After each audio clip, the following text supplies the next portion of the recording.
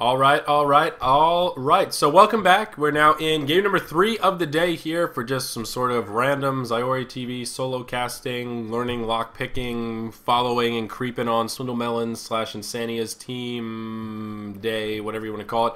Of course, Zyori breakdowns are kind of back in full swing or something close to it.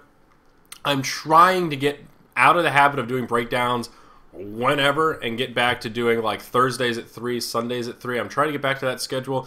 No guarantees, no promises. I've been trying to bring on guests as much as possible, and usually guests aren't free around that time, so it's sort of a hit or miss. Just keep checking this site, like I said. As always, follow the social network. If you follow me on Twitter and Facebook, you'll know when those streams are going live, and most importantly, when the VODs are up.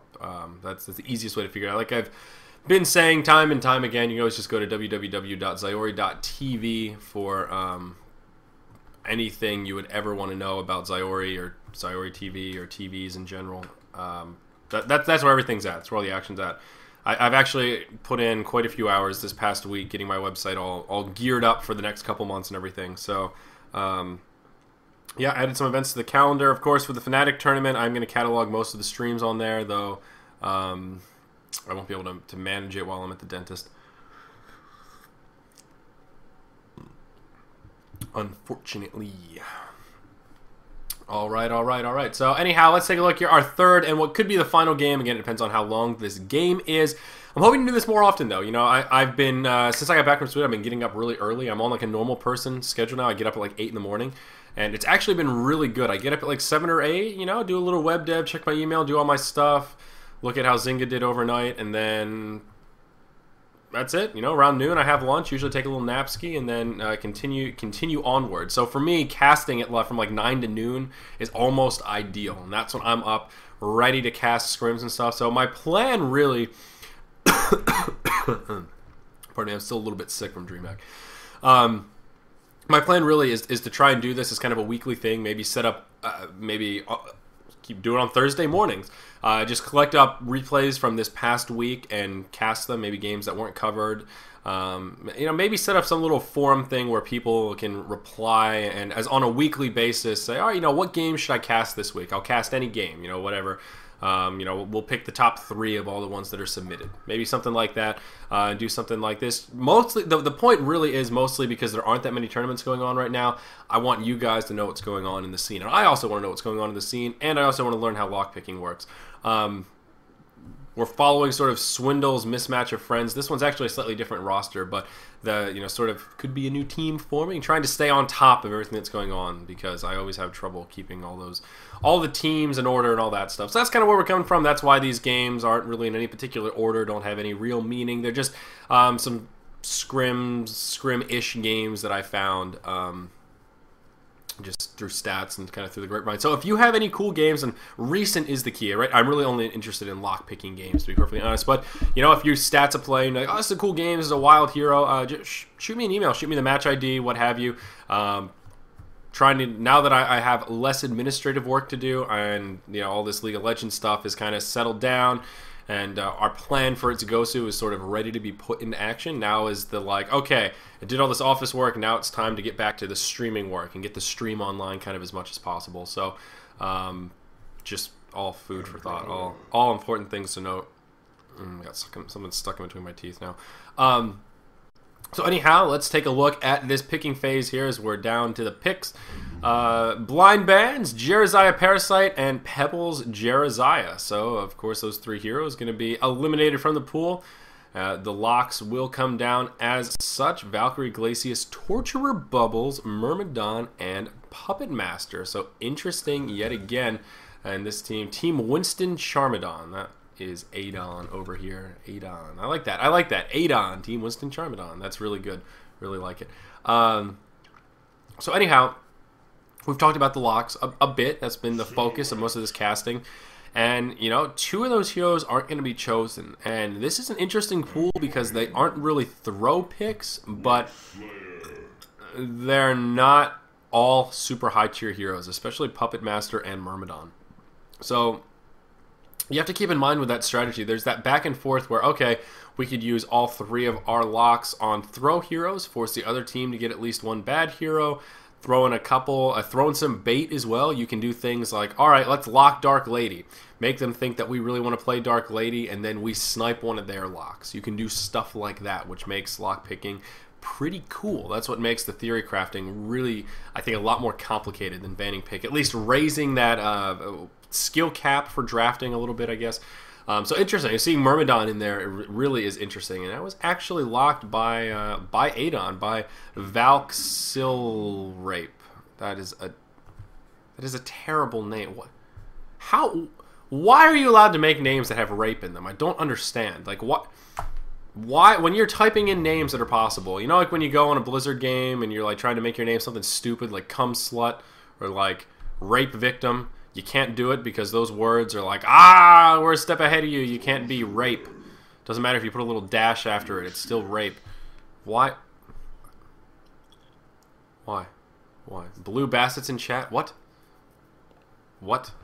Blue is Bassett's? Okay, that's Bassett's. I still don't care about his name. All right, that's Bassett's. Why isn't he playing on Bassett's? What's this Valkylrape thing? I don't get it. I just don't get it. I just don't get it. I really don't. Anyway, so let's continue on here. Oh gosh, all this beautiful chat. So bans, blah blah blah. Ophelia, Tundra, Tempest, Inform, Magnus, Meraxis. Wow, I actually really got behind in this picking phase. I don't know how that happened. So Myrmidon and Valkyrie are going to be the two left behind, and Puppet Master is going to be the last pick here for ZetPro. And as iNsania was saying, in the blue position, that is Bassett's. Apparently, that's his sub account. Who knew? So since we sort of missed with the picking here, let's just go over the rosters in general. Puppet Master, good old Mandromeda, Bubbles, Witch Slayer, and Pandemonium. Going to be this Legion side, kind of interesting there. Hellborn side, we do have Demented Shaman, Glacius, Aluna, Silhouette, and Torturer. So both sides with pretty scary lineups and a couple of interesting heroes to boot. God, I hate that feeling when there's something stuck between your teeth and you just can't get it out. You do your darndest and you just can't get it. It's the absolute worst. Come on. All right. Anyhow. So both teams have some pretty solid synergy, I think. I mean, you can look at this Legion side and be like, all right, I understand what's going on here. You know, you got your Andromeda, a great support whenever you have melee or carries that aren't magic based. Of course, Pandemonium and Puppet Master here, both very physical oriented heroes. Looks like they may be gearing up for a tri-lane down here in the bottom, which we can talk about quite a bit as well. Of course, we do have Aurora with that minus armor, as well as the Dimensional Link buffing up that base damage. Absolutely fantastic synergy there between those three heroes. A nice initiation of that Bubbles and Witch Slayer. Actually, going to be able to play a little bit of solo role here. Always excited to see solo Witch Slayer picking up some of that farm, because he's versatile. Witch is one of these heroes I hate when Witch Slayer gets lumped in. It's like you can only support. It's like, have you ever seen a solo Witch Slayer mid hit level 6 first in the game and just obliterate somebody? He can be a pretty damn powerful hero if you don't play him in, as Breaky would say, that ward bitch support role. I don't like ward bitch. It's such a mean thing to say. So it's going to be interesting. Going to be interesting indeed. Down here in the bottom lane, looks like it is going to be some tri-lane on tri-lane action. Torturer, Glacius, Aluna. Going to be the tri-lane here for the Hellborn side for Team Swindle, facing off against Team Bassett's. Going to be kind of interesting. So what's really wild about these tri-lanes is, at least from the Legion perspective, who's going to pick up this farm? Is it going to be Pandemonium or Puppet Master? And I have to imagine it's going to be Pandemonium, but obviously that means Puppet Master going to be doing a little bit of supporting action down here, and that definitely makes me a little bit nervous. Puppet as a support is gimpy. I'm not a fan. But on the Hellborn side of things, they have Torturer here, who's going to be in sort of a similar position. It looks like Torturer going to be the primary recipient of the farm, and that certainly makes sense to me with the two ranged supports here. That does give this tri-lane an interesting flavor for the Hellborn side, as they have 3 max range supports, or I guess 3 600 range supports is how I should say, where we have Andromeda with her kind of gimpy range down to the 400, and Puppet Master at 600, and of course melee Pandemonium. We're going to see Fawn though. What are you doing, buddy? Going to walk right into the trap, and it looks like he's going to fall. Bloodlust going to come out here for ZetPro on that Kangamonium. and they might be able to even set up another kill here. Torture going to be in a little bit of trouble. He's going to get caught by that Comet Stun. He is going to get path block. Puppet Master doing as much damage as possible. Doesn't have another puppet show up. KheZu does not have Flick either, unfortunately. Both these heroes afflicted by dangerously long cooldown abilities here for level 1, so not going to be able to secure a second kill, as upsetting as that is. So, good start here for the Legion side, though. I mean, KheZu certainly one of these heroes that is very farm-dependent, so to see him pick up that Bloodlust, certainly very nice indeed. Let's take a look at some of these other lanes, though, so we don't tunnel vision too far in the bottom. Solo Demented Shaman in the hands of Mr. Swindlemelonzz going up against the solo Witch Slayer here in the hands of FedEx for the win. So this is an interesting situation as well, seeing these two primarily support heroes going head-to-head with one another. We'll see how it fares. Looks like Swindlemelonzz going a very aggressive Demented Shaman here. Level 2 Entangle, so a 201. Sitting at level 3, it does have a bottle, so trying to be as aggressive as possible here. It looks like the rune is going to spawn top. Going to be a double damage that Swindle's going to be able to pick up. Bottle it up, nice and easy peasy, so that is definitely good news there for the mid lane. Now up here at the top, we are going to have Haxxeren playing that Silhouette facing off against Seal Kid, the solo bubble. So just glancing at the farms, who is getting the better of them? Looks like Puppet Master doing quite well down here in the bottom lane. But as we would expect, both Haxxeren and Swindle farming very nicely, actually winning their lanes pretty handily. So down here in the bottom, looks like Puppet Master is the one to pick up a lot of that farm, but whoa, going to hold that thought as there's some more initiation. Torture going to be in some big trouble, and look at this killer try lane from the Legion side, off to a fantastic start, now sitting 2-0. Only about 3 minutes into this game. Let's take a look at the creep scores here. See who actually is picking up that farm, and it is Puppet Master. So interestingly enough, this is like a support pandemonium. I mean, this really is a killer tri-lane where they are just trying to be nearly as aggressive as possible, set up those early kills as well as much as possible, and kind of just cripple this lane as best they can. And taking out Torture is certainly a good way to do that, as he is really the sole recipient of this farm. And they're doing a good job keeping him under farmed. Look at this crowd control, though. Glacius getting taken out again here. It looks like going to have enough for a flick, and that will secure the kill onto Glacius. ZetPro going to be the one to pick up that kill. So Pandemonium now 2-0-1. Despite that lack of creep farm, he is in damn good shape. In the mid lane, did miss a kill by Mr. Swindlemelonzz. He did shut down that Witch Slayer. Double damage Demented Shaman is not wonderful. You know, we're in a freaking replay right now. Let's just run that one back and see what happened in the mid lane. I don't know why the hell we don't do that more often. Let's take a look here. Both of them at half health. Anything could happen. Although we do know what happens. That double damage rune activated. Uh-oh, FedEx for the win, going toe-to-toe. Going to get caught by the slow. And he just overcommits a little bit. Poor FedEx underestimating the power of Demented Shaman. Of course, the big difference there is Swindlemelonzz has the boots. That's right, the boots of bootness. FedEx for the win, sitting there without boots. Did get caught with his pants down around his ankles. Get it? Because if he was wearing boots, they couldn't be touched. Yeah. Anyway, things looking on the up and up here for the Hellborn side. Now the Demented Shaman was able to secure that kill. Of course, Haxxeren farming very nicely is definitely good news, but this is going to be one of these matches where we see really lopsided farm, where we see one team has 2 or 3 heroes that are really farmed, the other team has 2 or 3 heroes that are really farmed, and then a whole plethora of these under-farmed supports that have just been running around tri-lanes for the past 10 minutes. Variously Pandemonium hop in, not going to be able to connect with that cannonball, unfortunately, so they are going to have to fight this in a more straight-up manner, it would seem. I don't know what I'm talking about. They may engage. No, I'm hesitant to leave this tri-lane. I hate tunnel visioning just on the tri-lanes because there are other things going on across the map, but at any point there can just be this explosion of engagement, as we see right here. Torturer going to get taken out. It looks like ZetPro going to be able to pick up that kill. 3-0-1 now, only 4 minutes in. Again, this Pandemonium not picking up creep farm, but frankly, he doesn't need to at this point. I have to wonder here as well, is this intentional? Are they purposefully allowing Pandemonium to pick up these kills, or is that just one of those, that's kind of how the cookie crumbles, just a kill's a kill, somebody pick it up, and Pandemonium is just the guy that's in their face, able to pick up those last hits. It's interesting that he went Striders as well. That really signifies we're going to be seeing a support Pandemonium, no Ghost Marchers or Steam. I mean, he's just a hero that really needs those early items, so I'm surprised to see Striders on such a hero. We're going to see some engagement on a Demented Shaman, though. He is sitting level 6, no Unbreakable, may be able to get a heal off. He does get the heal off. Is he going to be able to survive this? Swindlemelonzz making the great escape. He is going to be able to pick up that kill on a FedEx for the win. Maybe able to turn this round onto Pandemonium as well. He is going to have a heal coming up in just a second. Unfortunately, not going to be able to run up the hill. Very, very wise from Swindlemelonzz right there. From our perspective with the map packs, looked like kind of a misplay, but very, very well done. Didn't run up the blind kill where Pandemonium could have been waiting for him. ZyoriPro, of course, didn't go for that, and he was just trying to run, but it did buy him a little bit of time.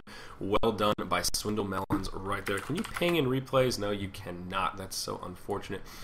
But very well played by Swindle. That is what it's all about. I love it. I love seeing this solo Demented Shaman who's 2-0-0, and then on the other side of things, we see a support Pandemonium with Striders. It's just, that's why I love watching these scrims, because you see stuff like this that you never see it. You never see it in a competitive game. Again, you always have to wonder, all right, well, how much of this was influenced by lockpick, and how much of it is just these teams doing what they do best, and you know, experimenting, showing us why they're pro players. I don't know, maybe a combination of both. Regardless, I have no complaints because it is damn exciting. Anytime you see a GPM chart that looks like this, where Demented Shaman is leading the way with 350 GPM, you know you're having a good time. That's pretty much where I'm coming from right now. Although this Legion side did start off very, very well, Adon in a little bit of trouble here as they're slowly starting to slip behind. It seems this roaming Pandemonium isn't working too well for them here. We see Silhouette in some trouble. Down, Silhouette going to pick up a kill. Steelkid in some trouble. So now a 3-4 hero score. But look at that difference. That's the difference of a tri-lane where you kind of overcommit, I think. I think a lot of that difference is coming. Actually, scratch that. I'm going to retract. New point. The tri-lane is sort of breaking even. The big difference is in these other lanes. Obviously, we see Demented Shaman won this mid lane. He does get taken out, but he still won this mid lane against Witch Slayer. Silhouette, same case, different story up in the top lane. And that's really where this huge difference in farm is going on. Not so huge anymore, but what was 1,000 gold, 1,000 experience before that gank in the mid, because of those other two lanes, again, getting that advantage in the laning phase here. Ooh, forgot I had this tea. So despite a lot of the early action in that tri-lane, things have really kind of died down here. Now, sitting on 8 kills as we're just about to approach that 8-minute mark. Could see a little bit of action down here. Nope, Glacius just going to throw down a ward. A warrior, of course, Glacius being played by iNsania. Oh, what a nice guy. If you have some questions, I'm sure he's still in chat. Let me remute the microphone. I'm telling you the lag is because of my processor. Let me close. Anything else I can close? I don't want to close anything else. I'm telling you, it's processor related. It's processor related. I'm upgrading this weekend. I'm actually going to order the parts after this game or after the next game. So bear with me. Sorry for the lag. I don't know what the lag is, but I can imagine it's those silly audio drops that are just infinitely frustrating. I've spent a lot of time diagnosing it. And I was very upset to hear that the answer is, well, you're just trying to do too much for your quad-core processor, bro. This thing wasn't designed for industrial streaming. Like, well, then what the fuck was it designed for, AMD? Huh? Yeah, they didn't have an answer. They didn't have an answer. Anyway, still a very passive game now at this point. Demented Shaman still not getting that Unbreakable. You know, even though Unbreakable was nerfed, and oh god, we're gonna hold that thought as there's some action down in the bottom. Hanskin, the first one to go down. Pandemonium in big trouble. Puppet Master gonna throw that ultimate though. Pandemonium gonna fall, as does Eluna. So a 2-for-1 exchange going in favor of the Hellborn side. I wasn't sure Bassett was going to be able to pick up that kill with the ulti, but indeed he was able to. We see the ultimate from Bubbles coming in. Are they going to have enough damage to finish off this Torturer, though? We see Jonsu going back in and actually going to be able to survive thanks to power supply. Puppet Master getting dangerously low, 5 hit points, and he's going to be able to pour it out, it looks like here. No, he is not. Swindle going to be the one to pick up that kill. Witch Slayer going to come on down, though. Doesn't have that ultimate for another 15 seconds. Going to try to set something up that I don't know that's going to be possible. Looks like Pandemonium will be able to secure this kill onto iNsania. There's the flick. He ain't got no armor, and down he goes. Now Swindlemelonzz in a little bit of trouble. Beautiful stun from Eluna. Nice power to follow up as well. Unfortunately, Swindle doesn't have a lot of mana here. He's going to sip up that bottle. Will throw the Entangle onto Pandemonium, who's only level 4. Just look how much damage those auto attacks are doing. He's going to hop right into tower range, playing with fire right there. ZyoriPro is going to be able to survive. Actually, not even going to take an attack from the tower.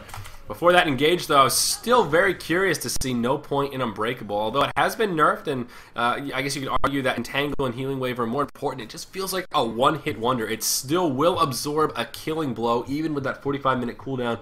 It will prevent death. At this early level, it just seems like a very valuable ability. In my mind, at least, but of course not to fault Mr. Swindle here. Just still feels like that 1 point is worth its weight in gold. That 1 point is worth more than 20 extra healing on your next heal. That's what I'm saying. 45-minute cooldown. Yeah, I know what you're saying. I know it got nerfed. I still think it's worth that 1 point. It's my opinion, and I'm sticking to it. Sticking to my guns. I did the math, iNsania. I did it. I didn't do any math, but it just feels right. It just feels right. Anyhow. 45 minutes, yeah. 45 seconds, you dog. Anyhow, yeah. So I believe all the while all that was going on, we do see Mr. Haxxeren push a tower here up in the top lane, who is just, it's like, you see Haxxeren and you're like, where did the, like, he wrote 45-minute cooldown. It was a joke. See there? Look at that. See, ooh. But look, where does his farm come from? Like you know, he's just in the top lane, like, yeah, you know, he's winning the lane, he's out farming bubbles, and all of a sudden it's like he's pushed a tower, he's got 400 GPM, he's like double pretty much anyone else on the Legion team. Like, where does this shit even come from? And that's Haxxeren. You know, like I said, he's sort of a snowbally type player, but he is just, his farming ability is so strong, especially once he gets these core items on Silhouette. He's got plenty of mana regen to spam that Death Lotus and Tree Grapple, and he's going to have a Nullstone pretty damn quick here. We see the mid tower actually taking a good bit of damage. It looks like Adon wants to pose the defense. They're going to use the Glyph. The port's coming in. There's the Kelthio to try to initiate. Demented Shaman off to the side. Looks like Bubbles make it drop, though. Bubbles going to fall before the engage even begins. Swindle going to be able to throw that ultimate down. Aluna going to get caught by the Puppet Master ulti, and that'll be enough to finish her off. So it looks like a 2-for-1 here. Glacius and Aluna got taken out at only the cost of Bubbles. Unfortunately, Swindle just wasn't in a position to keep him alive. If only he had Unbreakable. That's all I'm saying. He's at the point now where it doesn't really matter. The next point probably going to be going into Unbreakable, so it's not even worth harping on. Puppet Master picking up his Steam Staff, of course, working his way towards that Assassin Shroud. Sadly, his farm is not so hot, so only around 244 or 264 is going to be working his way up there, but it is going to take him a long while to pick up that bad boy. It will be quite some time, indeed. Down in the bottom lane, the tri-lane is pretty much broken up now. It is turned into Torturer on Bubbles. Both of them just desperately trying to make up some of that lost farm from early on. Torturer's actually made a pretty solid recovery. Not that his early game was that bad, as he was the farm focus for that tri-lane, but you know, he's on his way up. Relative to the Legion team, he is in great shape, and I love seeing the Swindlemelonzz Demented Shaman still in such a great shape as far as farm is concerned for the Hellborn side. It just warms my heart. What's he going to do, though? What's he going to do with all of this newfound gold that he has? He does have a Bracer picked up, so I would guess that'll turn into an Astrolabe. No big surprise there. But it's good to see. I actually didn't really click, but there are 3 support heroes on this Hellborn side. I didn't really put 3 and 3 together, I suppose, but it is interesting, so I guess we would have expected one of them to transition into a little bit more of a carry role. Down in the bottom lane, we are going to see Seal Kid overcommitting a little bit. Poor Bubbles just going to overstay his welcome, it looks like. Fane actually going to be the one to pick up that kill onto Aluna.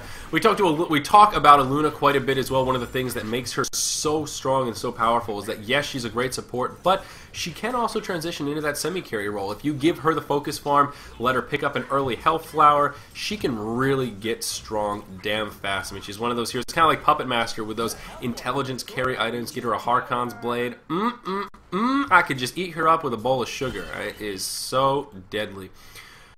Swindle's team, though, definitely starting to pull ahead. 5k gold, 2.7k experience. They are in pretty damn good shape here. This Legion side needs to do something to shut down this Silhouette. Haxxeren now pulling that gold up to about 2.8k in the mid lane, missing kills all over the place. What the hell am I doing? iNsania going to get taken out, and it looks like we may actually see Swindlemelonzz be the beginning of a turnaround here. Again, a 2-for-1 exchange. Glacius is going to go down, but at what cost? Pandemonium and Witch Slayer. So, yeah, not going so well. This Legion side needs to do something. They need to change up their strategy. I mean, they're almost at the point where I'm thinking they need to kind of pub train this. They need to group up, kind of force a team fight, capitalize on some of that synergy they have. Get that Bubbles initiation going on. One of the problems with this support Pandemonium, though, he's level 5. Of all the heroes to play support, he seems like an odd choice. In that tri-lane, I would have thought he'd be the focus of the farm, even though it would have been just as bad to see a support puppet. The problem is, what's he going to do now? He has Striders. He's obviously not so tanky. What's he going to do? He's just going to run in, initiate with Cannonball, maybe flurry them back, and then just head for the hills, maybe throw a flick if there's not much damage coming his way. Still doesn't even have his ultimate, so it's not even like he can lock somebody down. Just now hitting level 6, but he's just so far behind. The damage from this face match isn't even that intimidating. As you can see, it deals damage plus 30% base damage. So he's a hero that really benefits from those early levels. Also a hero that really benefits from just early farm. Seeing him under farmed is just like, it's just weird. I don't know. I don't know about this Strider Pandemonium play. I don't know. I don't know. Not to sound like a hypocrite, because I did say earlier I think teams should experiment more. It's why I like scrims, all that good stuff, and it's certainly true. But I don't think this is working out. I think this is a little bit of an ill-conceived plan, generally speaking. Unless your support has an amazing set of abilities, like Magmus, you generally see those ranged supports just because they can still be very effective in team fights without putting themselves in harm's way. We see Puppet Master just get annihilated by an invisible Haxxeren there. As Haxxeren uses that ult, nice little play there to stay safe and sound. You can hop in between. The Aurora going to hit, but no follow-up going to come. So that's why in this situation, although your support Puppet Master is, in my mind, notably bad, it still would have been a worthwhile change of pace, just because Puppet Master can still sit in the back, throw down a crowd control, reset that position, throw down a couple auto attacks, throw down the ultimate, but not really overcommit in a team fight. Pandemonium, for him to do anything, he's going to have to overcommit a little bit. He's going to have to dive cannonball head first right into the fight. He has to be up on somebody with the face smash, and even flurry as well as flick. You have to be in the action for that to happen, unlike Puppet Master or Torturer, who, even though underfarmed, very squishy and easy to kill, can still sit in the back and put out a lot of DPS. So that's kind of my 2 cents about it, and yeah, I think it kind of makes sense. Witch Slayer, though, has picked up a portal key. Strider's straight into portal key, does have a bottle of his own with a double damage rune in it, so that's always an exciting time. I talked about Witch Slayer picking up some early farm. He is the highest level on the Legion side by a long shot. Actually, one of the few Legion players that's kind of on par for the course. If you look at that XP per minute chart, so seeing with the portal key is very exciting. Unfortunately, good old FedEx Pro here hasn't really been able to be too active because his team is a bit behind, but it is always good to see Witch Slayer portal key. I mean, you want to see an aggressive Witch Slayer, you should see No Tail play, which he has been doing from time to time. Recently, I think in DreamHack we saw a couple of non-support Witch Slayers, solo mid Witch Slayer, with sort of a similar flavor to what we're seeing in this game, though notably a little bit more successful as far as picking up those early kills. See Fawn trying to farm in the top lane, but whoa, in the mid, iNsania going to get caught out again. He's going to go down, but at what cost right here? Pandemonium looking like he's going to have to sacrifice himself. Exactly the point that I was making. He has to be in that front line to really make it happen. Fawn with a beautiful power throw, a red power throw snipe. Going to finish it off hand skin on that Andromeda. So again, a 2-for-1 exchange. Non-stop, cost-effective exchanges coming out here for Swindle/iNsania's team over on the Hellborn side, and it's just working so nicely for them. It seems almost every single engage they're picking up these 2-for-1 exchanges and just slowly pulling further and further ahead. Fawn, it's pronounced Fane. No, it's pronounced Fine. Is it really? I've been butchering that for a long time. It's really pronounced Fine.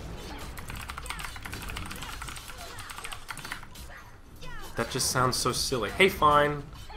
It's fine. Alright, it's fine. I think iNsania is trolling me a little bit, but alright, it's fine.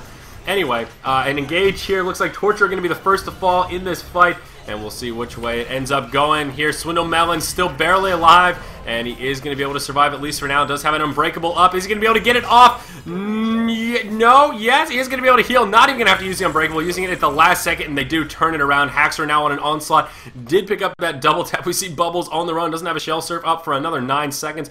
Does have a take cover, but it's only going to delay the inevitable here. Nice uphill miss. There's the slow Shell Surf coming up in about 3, a 2-second stun. Is Bubbles going to be able to survive? Shell Surf coming, and he's going to be able to use it. Looks like Bubbles will be able to survive safe and sound here, but when that's all said and done, a 3-for-0 exchange, it looks like, a buyback used on Torturer, pardon me, a 3-for-1 exchange, but Kongor was taken out. Haxxeren picking up the Kongor last hit for a little bit extra gold, but also picking up the dreaded Token of Life. More action out here in the bottom lane. Andromeda going to hang around a bit too long. iNsania going to be the one to pick up that kill. Fine down here with him, also helping to support. So these two support players doing some serious work, doing that E-high-five action as it just continues to get worse and worse here.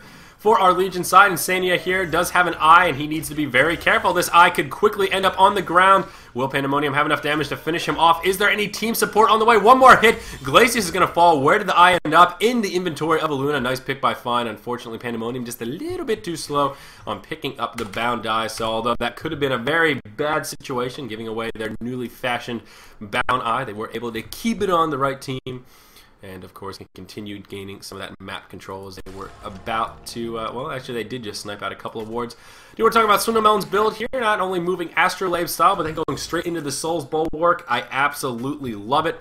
That additional armor synergizing very nicely with Demented Shaman because of that Storm Cloud. He's going to be able to push towers, and that is going to buff up that auto attack so much. Demented Shaman is one such hero that has a very, very meaty auto attack. So to see him pick up a big item like Soul's Bulwark to really beef that up this early on is absolutely great news, and it's going to turn him into a very, very deadly opponent. You see up here in the top lane, Silhouette is going to be able to push this tower. I do believe Haxxeren has that ultimate activated. Indeed, he does. But is he going to get stun locked? There's the ultimate from Pandemonium. Can he get this ultimate off? And he does. That is the power of Silhouette. Well played by Haxxeren. So close. Catching it so close indeed. Unfortunately, just not enough damage to finish him off. I'm sure Adon scratching their heads a little bit at that one, just like, oh, god damn it, Pandemonium. Why couldn't you just do a little bit more damage? Or maybe they're saying that about Witchslayer. Vote to kick FedEx. What are you thinking, man? Why didn't you just make it happen? Very unfortunate, but like I said, well played by Haxxeren right there. See in the mid lane, Fine, almost getting taken out. A couple of lucky uphill misses there, and he's going to be able to survive with about 3 hit points here. iNsania with a nice defensive free. He's going to keep his good buddy Fine. And, yeah, he's going to be able to survive to tell the tale here. Other item, pick up Silhouette. I think we mentioned the Portal Key Nullstone. If we haven't, we've at least seen them in action. He's got another 3,200 in the bank. I'm going to guess that he's going to move straight into a Shield Breaker after this. Just go for some of that raw DPS action. But time will tell. A lot of options available for Haxxeren here. Could go the slightly more defensive route with a BK or Geometer's Bane, but I doubt he will. Down here in the bottom lane, we see Swindlemelonzz maybe overcommitting a little bit here with Torture. Unfortunately, he is going to get taken out. They do finish off ZyoriPro before the fight is complete, but a 2-for-1 exchange this time in favor of our Legion side. So he didn't catch the tail end of it, but obviously a bit of an overcommitment there. Sorry for missing the beginning. I'm not used to filling all of the talking myself and also doing camera work. I forgot how much mental energy it takes to be able to do that well, effectively.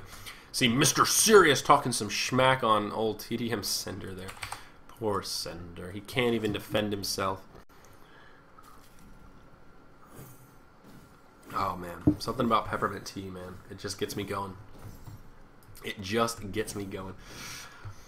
Silhouette did go straight into the Shield Breaker route. Of course, he still does have that Token of Life, about 3 minutes left on it, and he's just completely obliterating Puppet Master. We see Puppet with a little bit of health left and is barely going to be able to survive. Haxxeren not going to man up, not going to try and guess which way that he is. Just going to sit here and farm the lane, but demonstrating his raw damage output, especially against Puppet Master. They're kind of the two carries here, so at some point you have to sort of qualitatively compare them when they stand toe to toe, and right there I think we got to see how powerful Silhouette is. Just looking at the farm difference, it kind of makes sense.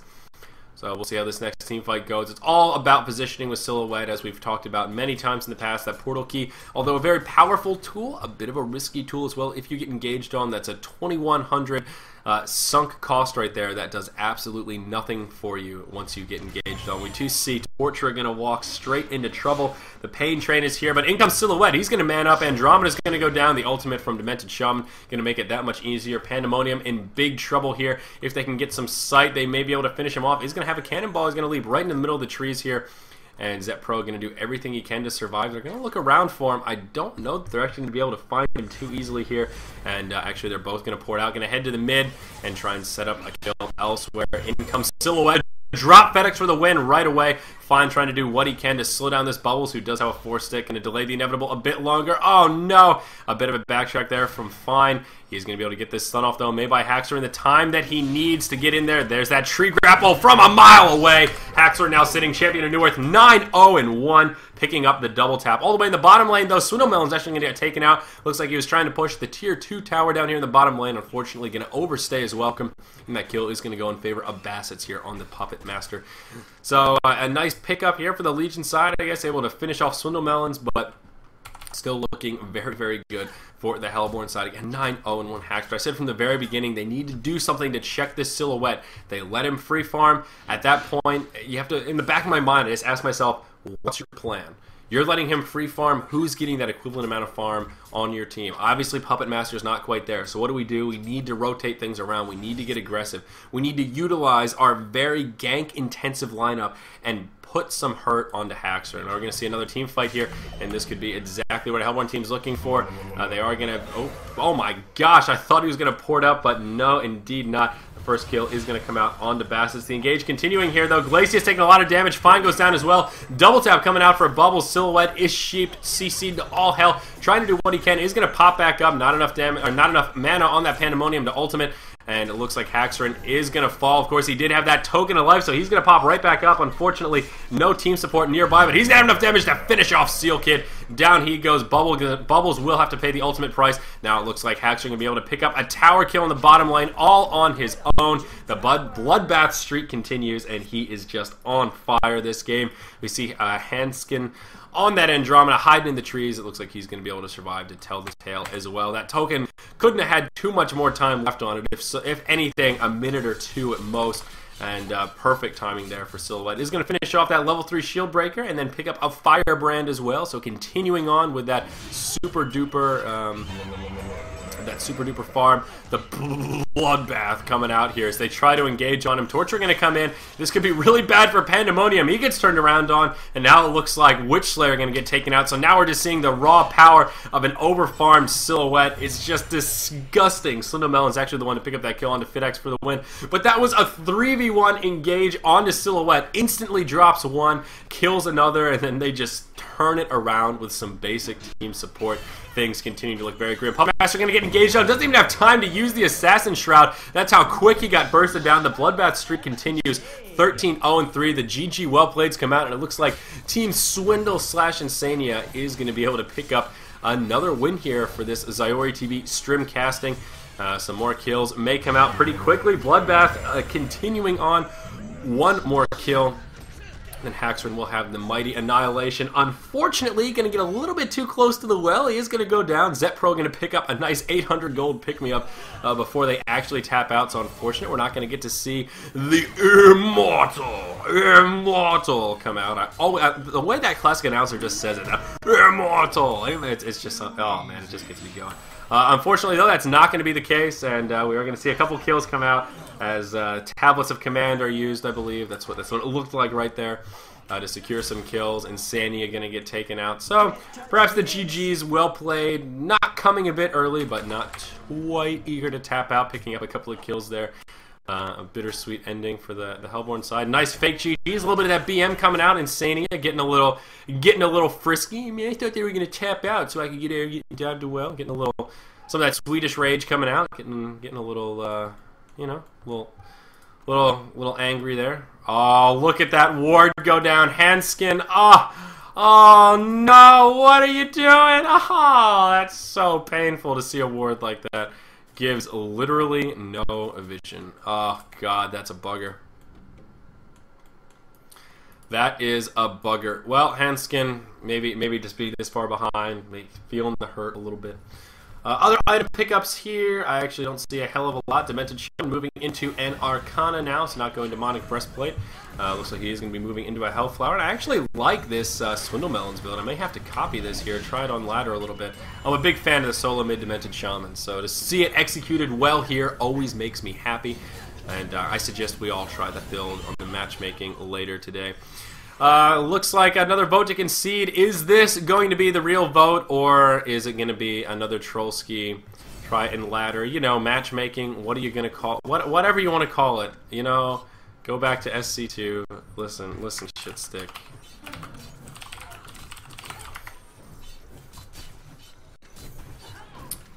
Yeah, so it looks like they're still not going to concede. Another troll vote here. Looks like they want to kill Insania one last time. Before it's all said and done. Now, a beautiful stun from Aluna. Oh, God. Aluna coming out. We're going to see Bubbles take a lot of damage. He's going to be able to survive for now. But Puppet Master not going to be quite so lucky. Bubbles ultimately does go down. Looks like Witch Slayer going to be in a bit of trouble here. Aluna going to run right through him. There's the Storm Spirit. But FedEx for the win. Going to fall. Pandemonium's going to hop in, but only to meet certain death. Andromeda going to be the only one left alive because he was the only one wise enough not to engage. The GG Well-Playeds finally do come out here.